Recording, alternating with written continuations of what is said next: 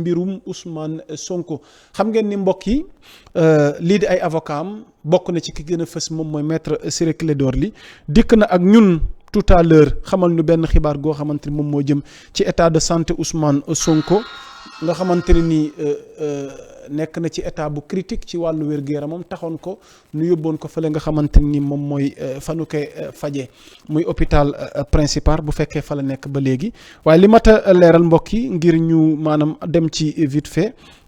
mooy que ni dafa am bataaxal bu génn tukkee ci boobule avocat bi nga xamante ni moom mooy maître Ciré Clédor Ly bokk ci ñi gën a fës ci ñi nga xamante ni ñooy taxaw Ousmane Sonko moom xamal nañu ni Ousmane Sonko souhaite retourner en prison malgré son état de santé et critique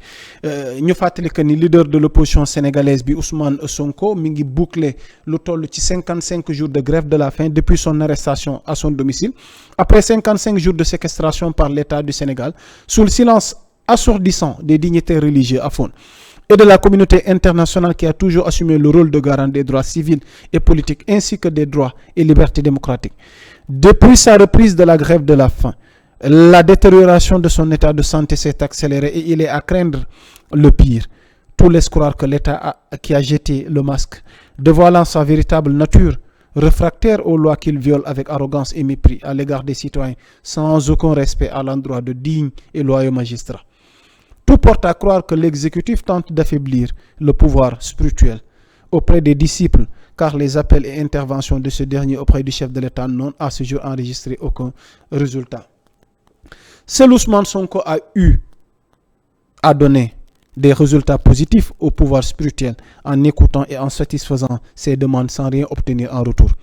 L'homme politique qui a une alternative de gouvernance a si enduré et souffert d'injustice, a encore foi au peuple sénégalais qui aspire au changement et continue à subir une violence d'État avec des arrestations arbitraires et des abus de qualification juridique qui ôtent aux juges gardiens des libertés toute liberté d'appréciation et maîtrise de ces dossiers sur la détention provisoire. Point n'est besoin de polémiquer sur le comportement hors la loi de l'État du Sénégal qui s'est illustré avec son refus d'exécuter les décisions de justice. Jugement de Ziguinchor dont le recours devant la Cour suprême et les détails de recours ne sont pas suspensifs. Ordonnant la réinscription de Ousmane Sonko sur les listes électorales. Refuse d'enrôler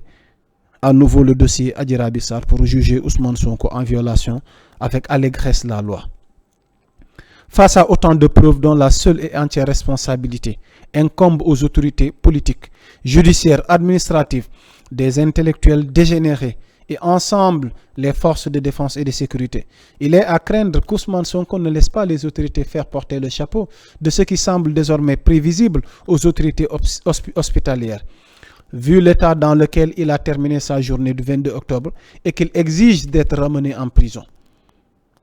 Le degré profond d'ancrage de la démocratie et de l'état de droit ne laissait nullement présager que le machiavélisme et le cynisme d'un groupuscule de personnes pouvaient réussir par la manipulation des textes de loi, le bruit des bottes et la trahison de leurs serments de gens de justice a causé autant de mal et de dégâts qui ont sapé les fondements des institutions devenues moribondes. Il ne faut jamais avoir la vanité de son intelligence et l'orgueil démesuré du paon, car le réveil brutal ne manquera pas de vous surprendre. Ciré Clédor Ly, avocat sans frontières, membre du collectif de défense d'Ousmane Sonko. Seydina Aliou ci tënk li gën a am solo ci discours bi muy ñu jar ko bàyyi xel mooy que ni moom njiital Pastef boobu Ousmane Sonko nekk ci loxol yoon nga xamante ni waxtu wii ma ngi fa nu koy faje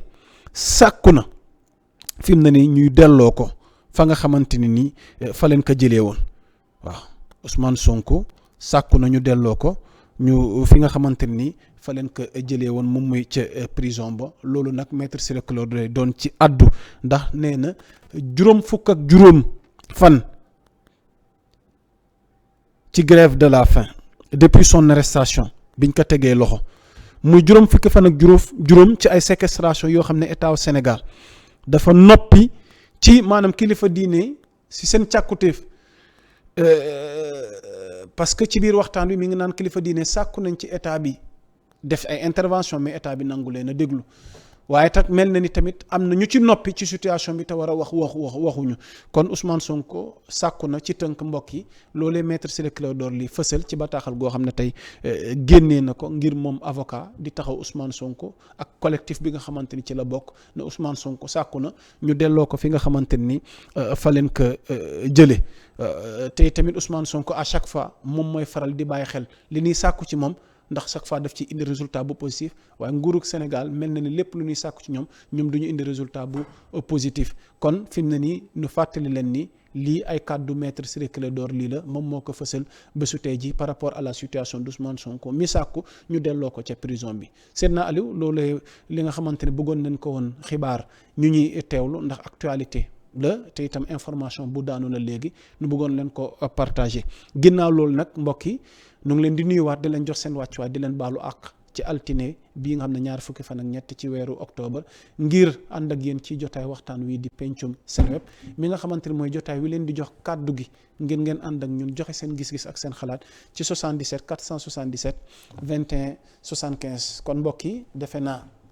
bu ngeen noppee rek bu ngeen jàppandee rek ligne baa ngi noonu ubbeeku na ngir ma ànd ak yéen ngeen jox ma seen gis-gis seen xalaat ci li nga xamante ni mbokk yi bëgg naa leen ko fàttali pour ceux qui nous suivent dans la diaspora peut-être que certains du ñu mën a comprendre ci wolof li may bëgg a wax waaye ci kàllaamay nasaraan rek ma fàttali leen ni on abordera comme sujet dans cette émission